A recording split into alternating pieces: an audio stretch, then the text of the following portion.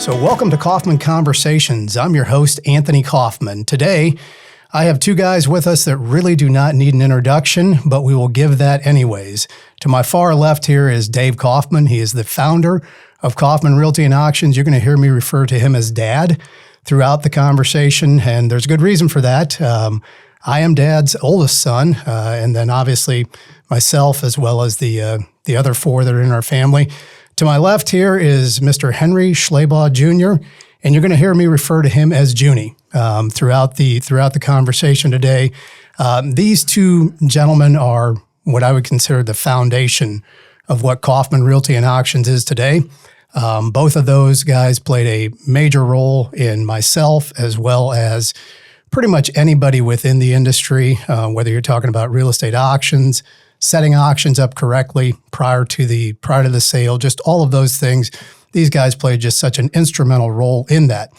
Now, a couple of interesting tidbits on these guys before we get rolling this morning is that both of these gentlemen grew up as Amish youth, and they both grew up on farms. That's correct. You guys both milk cows by hand. You guys worked the field with horses.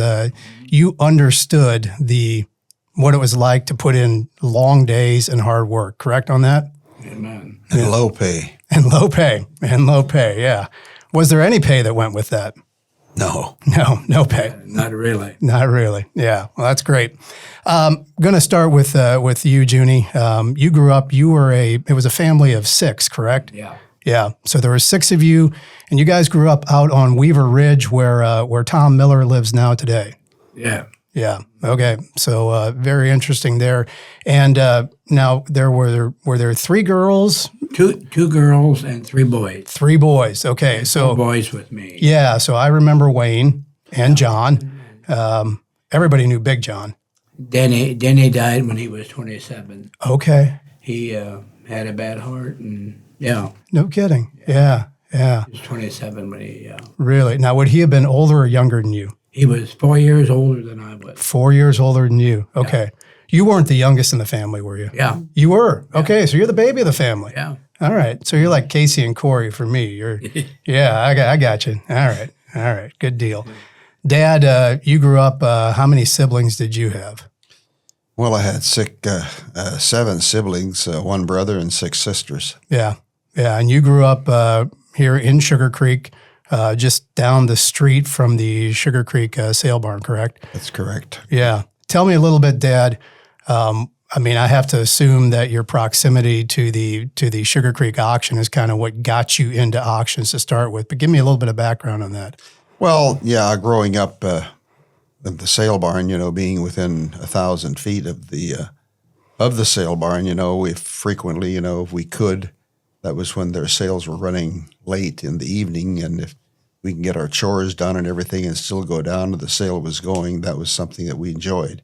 So, yeah, we could sneak away and go to the auction during the sale day. Why we always look forward to that if we could, yeah. Yeah. Now, your dad, Jonas, was he working the docks as long as you can remember there? Yeah. He clerked at the docks, checking in things till he was probably close to 80 years old, yeah. No kidding. Okay, and if I remember correctly, so just a little bit more background. When I started working for Dad, for Junie, was back in '96 while attending college, and the sales used to consist of the two of you, and then Bruno, Danny, Grandma and Grandpa, which would have been Jonas and Maddie, and then also Turkey Eli, doing the clerking, and those. I got to be honest with you; those were good times. I mean, they were simpler. It just, whether it was picking somebody up and following Junie to an auction or something like that, it just seemed like a lot simpler time. Dad, looking back on the early years, do you recall when you and Junie started working together? Well, I don't know exactly the date or when that actually occurred. I just remember that, you'd go out and people would prepare their own sales. They would set up their stuff, and then you'd show up at a sale, and it wasn't set up the way it should have been, and there was issues. And then Junie, I'm not quite sure how we connected, but anyhow, I was aware that he was in Shreve and working for another company, and I all of a sudden realized that he could become a part of Kaufman Realty, which he did. And that's probably the biggest change, positive change that ever happened with our company. Yeah. Because all of a sudden we had somebody that would go out and prepare sales. I'd always check with him. I said, "Are things ready?" And he said, "Yep, things are ready to go." And you could come out to sale and things were lined up the way they should have been. If, there was room for the cashiers. And naturally, things have progressed a lot since that. But that was the start of having organized sales, that you went to sale and you knew where the stuff was, how long it would take. I would always ask him, "How many hours do you think this sale will take?" And he pretty well knew it. So that was a key point in our company. Yeah. Yeah. Before we get into Junie, into you and the setup crew, and we'll talk a little bit about how you would beat us to the auction site every Saturday morning. It did not matter. It didn't matter. But you and Lois lived for some time in the Shreve area, and all three of your boys were born there, correct? Just Mark. Just Mark was born there. Okay. So Dave and Tim, but Dave and Tim went to school in the Shreve area there for a while before he moved down. Yeah, couple of years. Couple of years. Okay. And so then you guys moved from Shreve down to the property on 557, which, we used to do auctions there all the time. The time. Yeah. So my first interaction with your family would have been before I started working there. Mark was my age. And in fact, Julie, my wife, and I, we graduated with Mark. And so we knew Mark kind of, back in elementary school a little bit. We knew about this kid that was really good at basketball. And there was something that I remember about Mark more than anything else is he knew long division before anybody else did. Like you could toss numbers out to Mark and he would be able to do long division on these numbers. I remember going to your place, Mark might have been like a fifth grader, and we were throwing numbers out, and he was calculating this stuff in his head. And I remember thinking to myself, that kid is a genius. I mean, he is incredibly smart. But transitioning a little bit to when I got a little bit older, my first interactions with you guys, setting up auctions.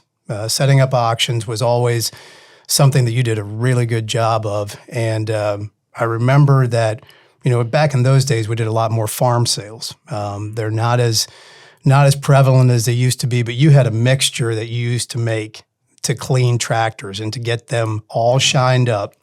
And you would spray this mixture on these tractors and they would look great. Now, if somebody would have lit a cigarette around them, it might have gone boom. But it was unbelievable the way you would do that. Dad, Junie, both of you guys, as you look back, like in the 80s and the early 90s and so forth, is there anything that specifically stands out to you from that time frame as far as auctions that the two of you did together? I know that the first $1 million auction you did was in the late 80s? Does that sound about right? I think so. Yeah. Yeah. Do you recall any details about that sale? Well, it was the Hunt estate down in Paoli, and it happened to be a farm, had minerals, had coal, and I think it was December when we sold it, December, November, and I do remember that was the first $1 million sale. In fact, we saved the pen that we used to sign the contract, and but that was a pretty big milestone in our life. Yeah, that pen sits in in a frame in my office. Who was the buyer of that property? Kimball. Okay. Kimball Company was the buyer, and I remember well. We've done a lot of business with them over the years. They're very faithful customers. Who was? Do either of you remember who the back bidder was on that? I think it was. I remember the guy had a cowboy hat on. Valley Mining. Valley Mining. I think it was Valley Mining. Okay. It was back better, yeah. Okay. So it was a piece that had a lot of coal in it. It had coal, yes. Yeah. Yeah. That was back in the day before anyone really cared about gas and oil stuff. Yeah. Yeah. Looking at just some personal experiences, Junie, something that I remember is when I first started working, every Saturday was an auction. Every Saturday. And you would tell us, hey, be there at 6:00 to set up an auction. As young kids, you get there at 6:00, and you'd been there for about an hour. And it took about 3 or 4 months, and we were always like, Kirk came along later on then, and at that time we would be, we'd kind of be like, well, if Junie says 6:00, that means he's going to be there at 5:30. So we get there at 5:30, and you were already there. And I don't know. I mean, we would go earlier and earlier, and we would never get there before you were there. I mean, and that was just something that stuck with me.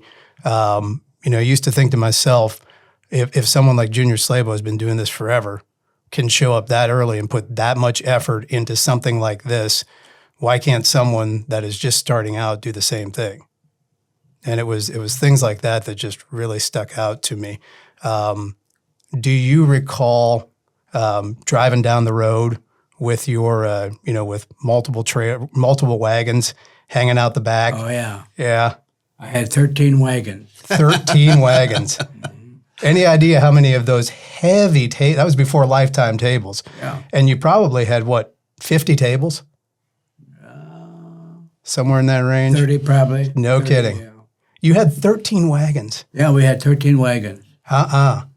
And so you drive down the road, and I'd pass you driving down the road, and you only do about 30, 35 with those wagons swaying around in the back, and there'd be a line of traffic out the back. Amen. And here comes Junior through Killbuck or wherever.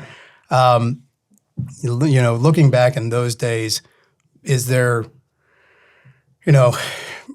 we obviously things are done a lot different today than they would have been done back then. But for both of you, Dad, Junior, do you guys recall like people that are no longer with us that used to be a really prevalent part of those sales? Dad, is there like somebody that you can remember, guys, that would be at those sales on a consistent basis?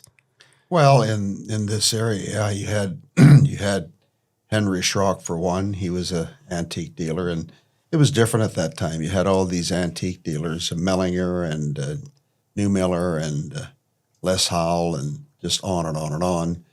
And then out in Berlin, when we'd have sales there, evenings, we had Reuben Candle, Big Al, and plus just a host of others that were regular auction goers, which you don't find that anymore. Yeah. You just don't have those anymore. Yeah, yeah. And so when you were talking about Reuben Candle, that's Berlin Plumbing Reuben, correct? That's correct. Yeah, yeah. So Junie, you were always a fixture at Boyd and Worthman. Boyd and Worthman sitting on the stools. You still make it in there from time to time? Every morning. Do you really? Yeah. No kidding. I think I saw. Ask her. So Lois, he makes it in every morning yet. Oh, Lois takes it in. That's perfect. That's absolutely perfect. So It's about 7:30. 7:30 every morning at Boyd and Worthman. Still sit on the stools? That's pretty awesome. Yeah, that's pretty awesome. It used to be, that I think about things that are not what they used to be, and a place like Boyd and Worthman, that's still a gathering place in the mornings, but it used to be at lunch. Everybody was in there at lunch. In the evenings at dinner, everybody was in there. Sometimes as things progress, it feels like you don't have the same level of community that we did, 20, 25 years ago. So while a lot of positives that have happened, there's definitely some things that have changed a lot from that standpoint. Transitioning back a little bit, talking a little bit more from a family perspective, Junior, you had if I remember correctly, and I don't know the story, so if you remember, you can help me out with it. You had a pony that you used to. Did it follow you to school, or did you ride that thing to school? I would do my chores, and then I would ride to school. and I'd slide off the back and send him home, and he'd go straight home. And it would go home on its own. 2 hours, 2 miles from home. Yeah, he'd go home. No kidding. And that pony would walk home on its own. Yeah, Oh my goodness. yeah. I had him for 20 some years. Are you serious? Wow. He couldn't see. Another horse kicked his one eye out, and he couldn't see anymore. So I paid $45 for him. We took him to Sugar Creek and sold him for $45. Yeah. 22 years later, you got your money back. Yeah. That's It was, yeah. Yeah. It was good, yeah. yeah, no kidding. You don't remember his name, do you? Dan. Dan. Yeah. Oh, that's good. Dad, did you have any pets like that growing up? Well, we had a pony. I think practically every Amish farmer had a pony for the kids, and we had a pony that was named Smokey. And yeah, things have changed so drastically. Talking about getting started, and the difference in the cost of things. I remember when I used to go to the Sugar Creek sale barn, they'd give me 7 cents. And if I take 7 cents, I could buy a bottle of knee-high pop. Really? Knee-high pop, 7 cents a bottle. And that was my allowance if I went to the sale. Well, when we were kids, we would tag along with you to Sugar Creek, and or we'd ride our bikes down, and then we didn't want to ride back because it was all uphill going home. Then we put our bikes in the back of Dad's truck, but then we would beg Dad for 50 cents because at that time, a bottle of Pepsi was 50 cents. So I remember that, but I used to always like going to Mount Hope on Wednesdays. And I like going to Mount Hope on Wednesdays because you were there and you would bring Mark along. And Trucker Money, back in the day, his son Brian would be there. And Mount Hope was the spot. That's where we really enjoyed it. Dad, you always kind of credit Mount Hope with giving you a start. Talk a little bit about that. Well, when I started, it was the smallest auction around. We'd go up in the old sale barn and sell livestock for about an hour. Then we'd sell a little bit of produce. And then Carpenter, he was a dealer from Tiffin, he would bring in some miscellaneous stuff, and we'd sell that. And then we'd go up to the old store and have coffee, cookies. Everybody talk about having a new sale barn. And I know there's a lot of Amish people that wanted to have this new sale barn. And Emmanuel Mullet had the land where it's presently built, and everybody used to talk to Manuel, and Manuel had a heart for Mount Hope as well. So I remember it was like Giddish Joe's Abe, and they called it Poppy Christ, and Dale Offrance, Rob Koblenz, Dick Weaver, just many of those guys. They'd always sit around there and we'd talk about this. And finally it actually happened that Emmanuel bought the land and moved up there, and we had horse sales down at the old barn. I remember we had a guy from Canada bring in horses, and we sold them on the outside. There wasn't any room inside. And but anyhow, we moved up and had the new sale barn. And of course, it is what it is today. And but when I started, I just felt that the Mount Hope people really gave me support. When I was starting, had nothing, and all I had was just friendship with these people, and they did everything they could to help me. And the first farm sale we had was south of Mount Hope. It was actually Milt Troyer's Henry lived there at the time. And we had that farm sale, and then Rob Koblenz over on 62 was one of the next ones. And I remember he had a real good team of horses, and I forget what they brought, but that was kind of a highlight. But yeah, I enjoyed Mount Hope, and I still do. Yeah, it's amazing what the Mullet family, transitioning from Emmanuel Mullet's family and Merle Mullet to Steve Mullet, Thurman, Chester, what they have done with that sale barn and now the expo center. And I remember years ago, there was a piece of land that was adjacent to it that was owned still by Holmes Limestone. And Merle's saying this belongs at one place. This belongs to the Mount Hope auction. This is where it needs to go because they still had that. They still cared for that greater Mount Hope area. Junie, you used to make it up to Mount Hope quite a bit. Do you still get up there every so often? But every other week, every 2 weeks. Yeah. Now you didn't buy any mushrooms this year, did you? No mushrooms. They had them, but Yeah. I didn't. They were expensive. I think I heard, what was it? Maybe not this year, but like a year ago, they were selling plates of mushrooms. Now those are the the wild mushrooms that guys are going out finding. They were selling a plate of mushrooms for like $200. Oh, yeah. Which I like mushrooms, but I don't think I like them that much. Yeah, that seems to be a little bit high. Yeah. Yep. Now, both of you guys have over the years have been into various sports, so forth. Dad, do you recall how long you had Cleveland Indians tickets? How many years you had Cleveland Indians tickets? Oh boy, I don't know. Probably many years because I used to use them. Yeah, it used to, probably 15 years, something like that. And it started back at the old municipal stadium. Mm-hmm. Yeah. Now, there was a little bit of a story before we had tickets there. There was a guy at the one gate, and I think he might have known your brother Wayne.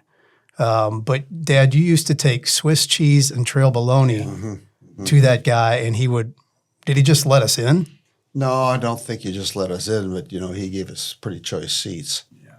And, I remember that. That was the old municipal stadium, and, generally there weren't enough people to even pick a fight.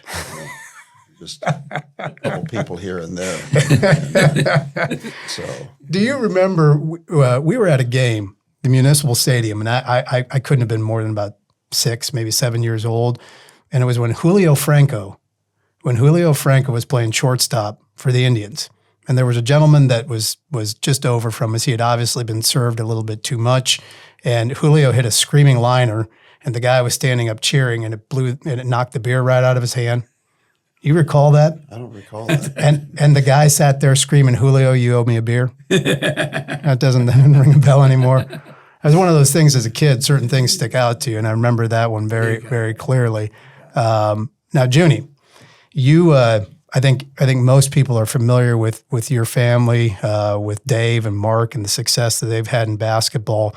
But we were talking earlier, you attended state championships from the age of 18 until just recently? Yeah. The last 2 years we didn't go, but before that, so. No kidding, 60 like 60-ish years. Yeah. No way. Yeah. So you saw a lot of basketball talent that went through there. Dave, So was it like his teams, Dave's teams that he had down there? Yeah. Yeah. And you attended not just the boys, but you also attended the girls as well. Yeah. Do you remember watching guys like LeBron down there? Oh yeah. Yeah. We sat in the front row, and LeBron come in and put a chair right in front of us. And stood the whole time. And so you couldn't see anything. Couldn't see the game. Yeah.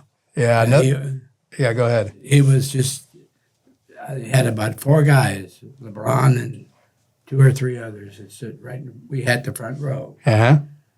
For years, Dean Chance out of Worcester. You mean the pitcher? Yeah. Yeah. Mm-hmm. I became a real good friend of his, and he every year he'd give me those tickets. No kidding. Front row. I had to pay for them. Yeah. But I had 4 seats in the first row. Every year. Yeah. It's really Yeah. And then he one night I got a call and said that he was in his chair, and they found him the next morning. They found him; he was gone. No kidding. Yeah.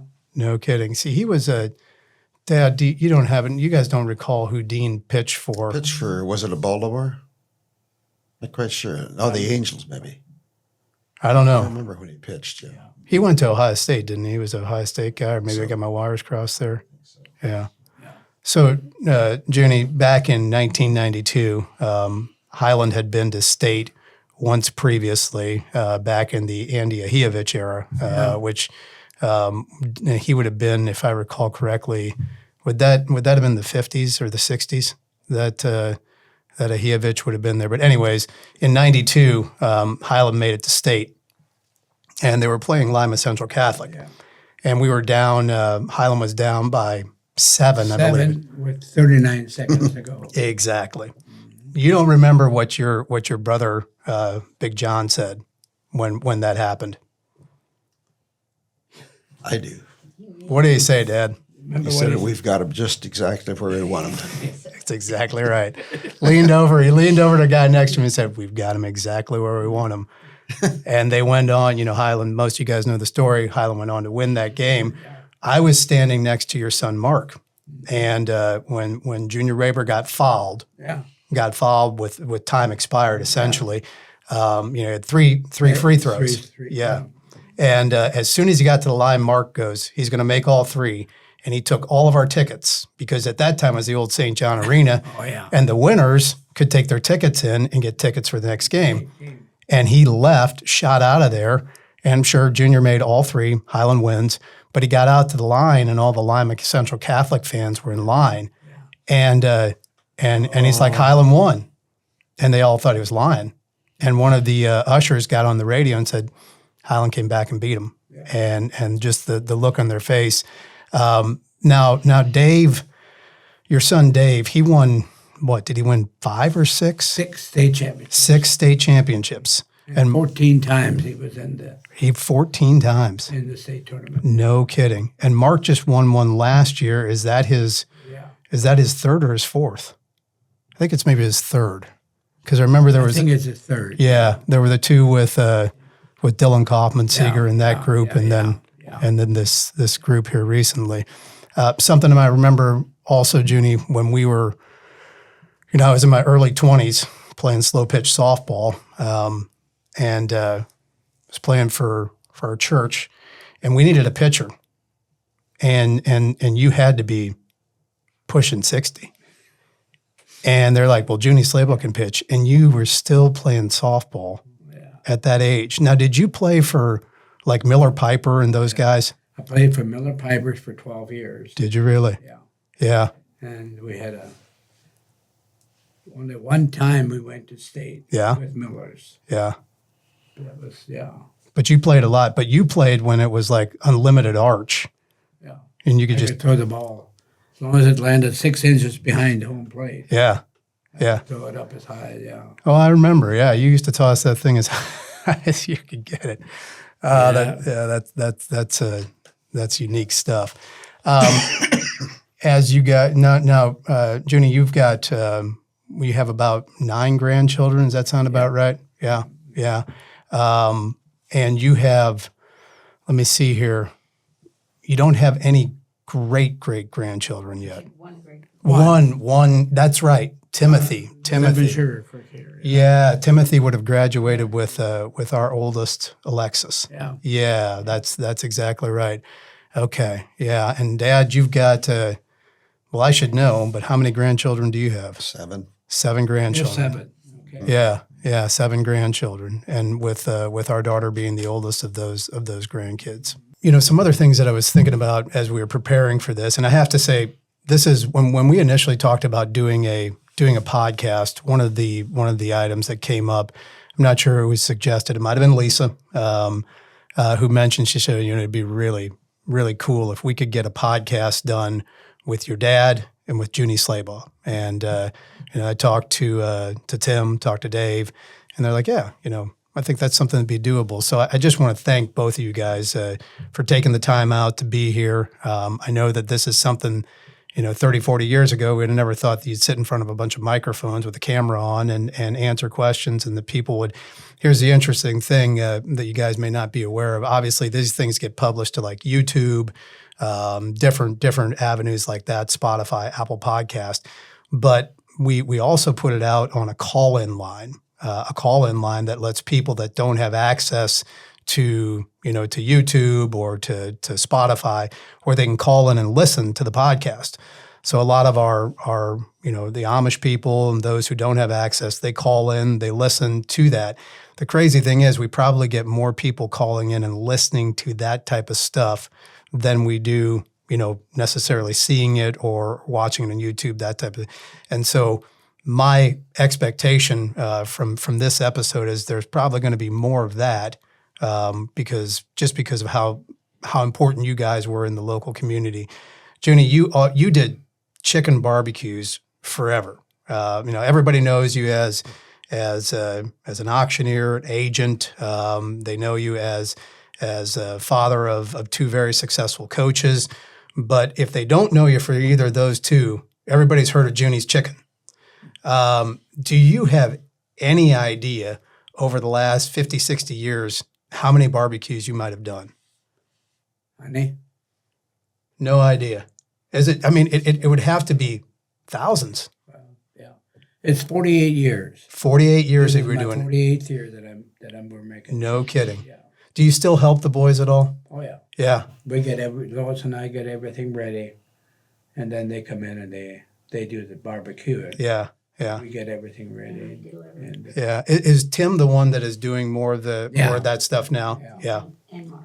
And Mark's Tim also and involved Mark, in that. Mark. Gotcha. Tomorrow we have one. Mark's going to do it tomorrow, Okay. and then Tim's going to do Saturday, Sunday. Yeah. Really. You don't go up to the Wayne County Fair and do that anymore, do you? No.